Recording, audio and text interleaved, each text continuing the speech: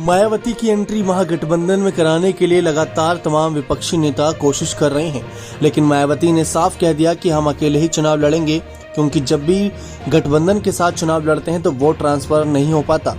इन सब के बीच घोषित उपचुनाव भी हो रहा है, वहां पर तमाम दिग्गज नेता पहुंच रहे हैं।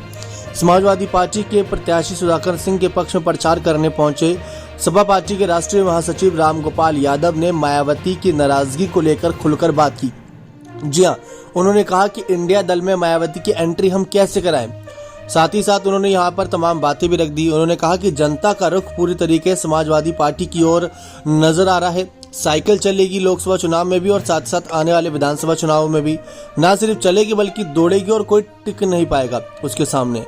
इसके साथ ही इंडिया गठबंधन में मायावती के साथ नहीं होने के सवाल पर उन्होंने कहा कि वे हमसे बात नहीं करती, नाराज रहती है। हमसे बात करती तो मैं तो कह देता शामिल हो जाओ। यानी मायावती ने इस वक्त चुप्पी साध रखी है इस मामले पर और इंडिया गठबंधन के नेताओं से भी दूरी बना रखी है। साफ नजर आ रहा है कि मायावती ना ही इंडिया गठबंधन और न ही उनके विपक्षी नेताओं में इंटरेस्टेड नजर आ रही है।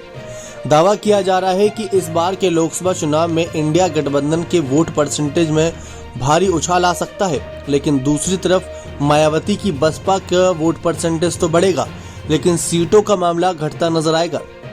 तो इंडिया दल में मायावती की एंट्री कराने को लेकर समाजवादी पार्टी बार बार यही कह रही है कि मायावती ने चुप्पी साध रखी है, मायावती खुलकर सामने नहीं आ रही है। अगर बातचीत करें तो हम मुलाकात करने के लिए तैयार हैं, हम बात करने के लिए तैयार हैं, ताकि गठबंधन को लेकर जो भी उनकी शर्तें हैं उसको माना जाए।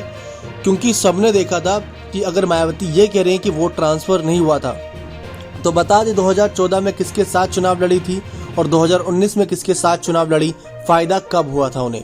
अगर ये बात सबके सामने सच के तौर पर आई तो पता चलेगा कि गठबंधन से मायावती को फायदा हुआ था।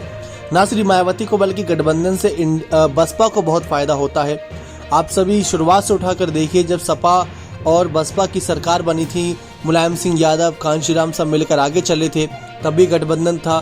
फिर मायावती बीजेपी के साथ सत्ता में सरकार बनाई, तो मायावती वोट ट्रांसफर की बात करती हैं, लेकिन समर्थन मिलने से सरकार सत्ता का सुख पाती है, शायद वो बात नजर नहीं आ रही। या यूं कहे कि मायावती को लेकर शिवपाल ने जो कहा कि ईडी सीबीआई से डरी हुई है, क्या वो हकीकत है?